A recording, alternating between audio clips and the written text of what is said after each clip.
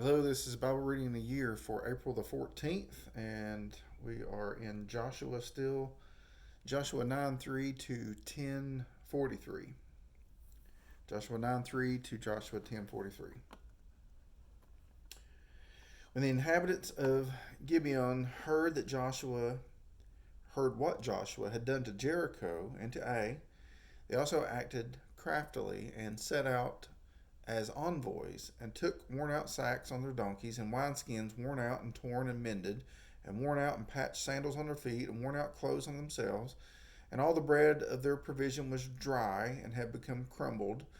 They went to Joshua to the camp at Gilgal, and said to him and to the men of Israel, "We have come from a far country.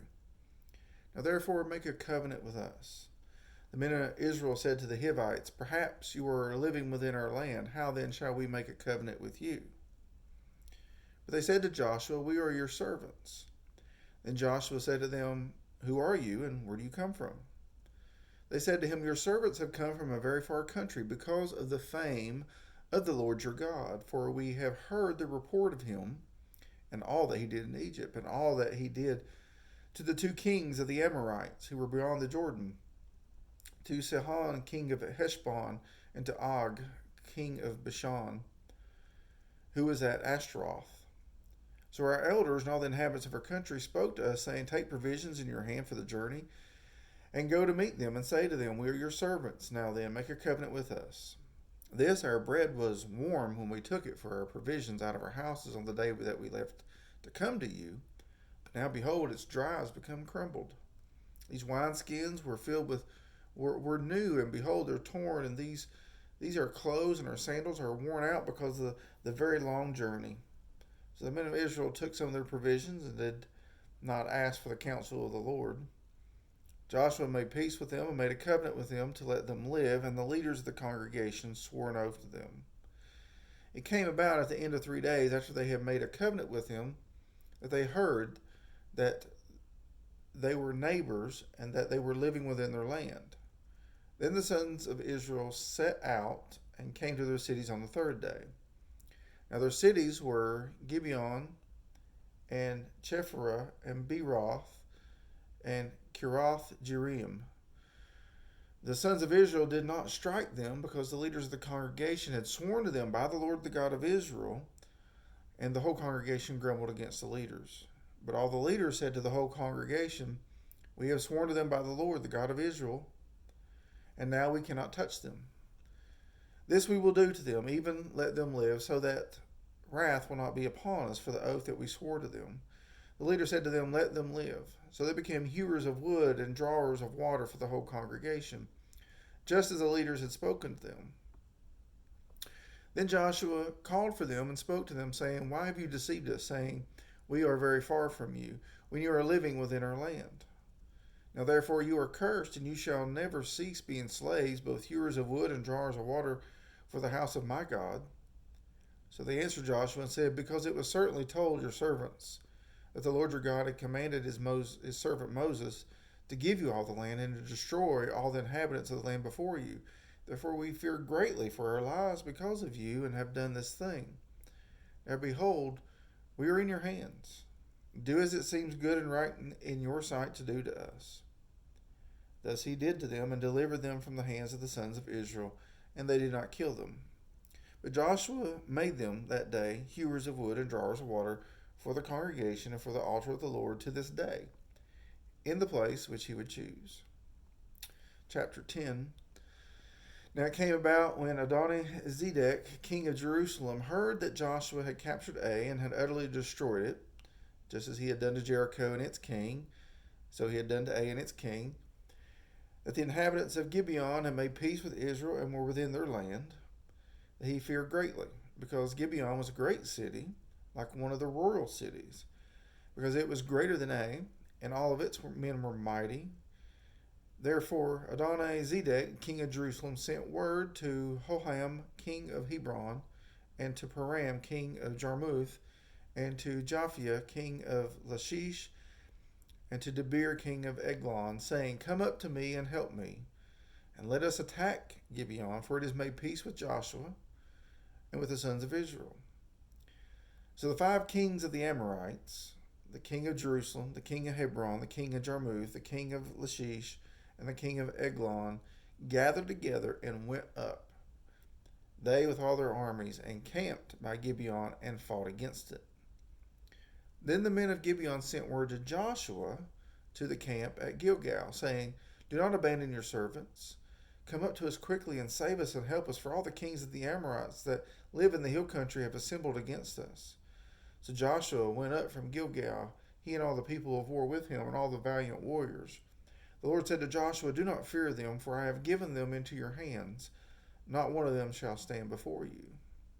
So Joshua came upon them suddenly by marching all night from Gilgal. And the Lord confounded them before Israel, and he slew them with a great slaughter at Gibeon, and pursued them by the way of the ascent of Beth Horon, and struck them as far as Azekah and Makkedah. As they fled from before Israel while they were at the descent at Beth Horon, the Lord threw large stones from heaven on them as far as Azekah, and they died. There were more who died from the hailstones than those whom the sons of Israel killed with the sword. And Joshua spoke to the Lord in the day when the Lord delivered up the Amorites before the sons of Israel, and he said in the sight of Israel, "O sun, stand at Gibeon, and O moon, in the valley of Ajalon." So the sun stood still, and the moon stopped, until the nation avenged themselves at their enemies. Is it not written in the book of Jashar? And the sun stopped in the middle of the sky, did not hasten to go down for about a whole day. There was no day like it before it or after it, when the Lord listened to the voice of a man, for the Lord fought for Israel. Then Joshua and all Israel with him returned to the camp to Gilgal. Now these 5 kings had fled and hidden themselves in the cave at Makkedah. It was told Joshua, saying, "The 5 kings have been found hidden in the cave at Makkedah." Joshua said, "Roll large stones against the mouth of the cave, and assign men by it to guard them. But do not stay there yourselves. Pursue your enemies and attack them in the rear. Do not allow them to enter their cities, for the Lord your God has delivered them into your hand." It came about, when Joshua and the sons of Israel had finished slaying them with a very great slaughter until they were destroyed, and the survivors who remained of them had entered the fortified cities, that all the people returned to the camp to Joshua at Makkedah in peace. No one uttered a word against any of the sons of Israel. Then Joshua said, "Open the mouth of the cave and bring these 5 kings out to me from the cave." They did so, and brought these 5 kings out to him from the cave: the king of Jerusalem, the king of Hebron, the king of Jarmuth, the king of Lachish, and the king of Eglon. When they brought these kings out to Joshua, Joshua called for all the men of Israel, and said to the chiefs of the men of war who had gone with him, "Come near, put your feet on the necks of these kings." So they came near and put their feet on their necks. Joshua then said to them, "Do not fear or be dismayed. Be strong and courageous, for thus the Lord will do to all your enemies with whom you fight." So afterward Joshua struck them and put them to death, and he hanged them on 5 trees, and they hung on the trees until evening. It came about at sunset that Joshua gave a command, and they took them down from the trees and threw them into the cave where they had hidden themselves, and put large stones over the mouth of the cave to this very day. Now Joshua captured Makkedah on that day, and struck it and its king with the edge of the sword. He utterly destroyed it, and every person who was in it. He left no survivor. Thus he did to the king of Makkedah just as he had done to the king of Jericho. Then Joshua and all of Israel with him passed on from Makkedah to Libnah, and fought against Libnah.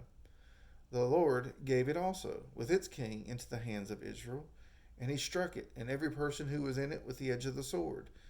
He left no survivor in it. Thus he did to its king just as he had done to the king of Jericho. And Joshua and all Israel with him passed on from Libnah to Lachish, and they camped by it and fought against it. The Lord gave Lachish into the hands of Israel, and he captured it on the 2nd day, and struck it, and every person who was in it, with the edge of the sword, according to all that he had done to Libnah. Then Horam, king of Gezer, came up to help Lachish, and Joshua defeated him and his people until he left no survivor. And Joshua, all of Israel with him, passed on from Lachish to Eglon, and they camped by it and fought against it. They captured it on the day and struck it with the edge of the sword, and he utterly destroyed that day every person who was in it, according to all that he had done to Lachish. Then Joshua and all Israel with him went up from Eglon to Hebron, and they fought against it. They captured it and struck it, and its king, and all its cities, and all the persons who were in it with the edge of the sword. He left no survivor, according to all that he had done to Eglon, and he utterly destroyed it, and every person who was in it. Then Joshua and all of Israel with him returned to Debir, and they fought against it. He captured it, and its king, and all its cities, and they struck them with the edge of the sword, and utterly destroyed every person who was in it. He left no survivor, just as he had done to Hebron, so he did to Debir and its king, and he had also done to Libnah and its king. Thus Joshua struck all the land, the hill country, and the Negev, and the lowland, and the slopes, and all their kings. He left no survivor, but he utterly destroyed all who breathed, just as the Lord, the God of Israel, commanded. Joshua struck them from Kadesh Barnea, even as far as Gaza, and all the country of Goshen, even as far as Gibeon. Joshua captured all these kings and their lands at one time, because the Lord, the God of Israel, fought for Israel. So Joshua and all Israel with him returned to the camp at Gilgal. Luke 16:19 to 17:10. Now there was a rich man, and he habitually dressed in purple and fine linen, joyously living in splendor every day. And a poor man named Lazarus had laid at his gate, covered with sores, and longing to be fed with the crumbs which were falling from the rich man's table. Besides, even the dogs were coming and licking his sores. Now the poor man died, and was carried away by angels to Abraham's bosom. And the rich man also died and was buried. In Hades, he lifted up his eyes, being in torment, and saw Abraham far away and Lazarus in his bosom. And he cried out and said, Father Abraham, have mercy on me, and sent Lazarus, so that he may dip the tip of his finger in water and cool off my tongue, for I am agony in this flame. But Abraham said, Child, remember that during your life you received your good things, and likewise Lazarus bad things. But now he's being comforted here, and you are in agony. And besides all this, between us and you there's a great chasm fixed, so that those who wish to come over from here to you will not be able, and that none may cross over from there to us. And he said, Then I beg you, Father, that you send him to my father's house, for I have 5 brothers, in order that he may warn them, so that they will not also come to this place of torment. But Abraham said, They have Moses and the prophets. Let them hear them. But he said, No, Father Abram, but if someone goes to them from the dead, they will repent. But he said to them, If they do not listen to Moses and the prophets, then they will not be persuaded, even if someone rises from the dead. Luke 17. He said to his disciples, Jesus, It is inevitable that stumbling blocks come, but woe to him through whom they come. It would be better for him if a millstone were hung around his neck, and he were thrown into the sea, than that he would cause one of these little ones to stumble. Be on your guard. If your brother sins, rebuke him, and if he repents, forgive him. And if he sins against you 7 times a day, and returns to you 7 times saying, I repent, forgive him. The apostle said to the Lord, Increase our faith.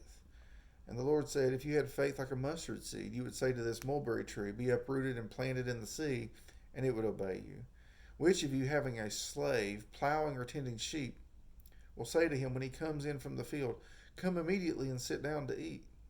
But will he not say to him, Prepare something for me to eat, and properly clothe yourself, and serve me while I eat and drink, and afterwards you may eat and drink? Does he not thank the slave because he did the things which were commanded? Does he?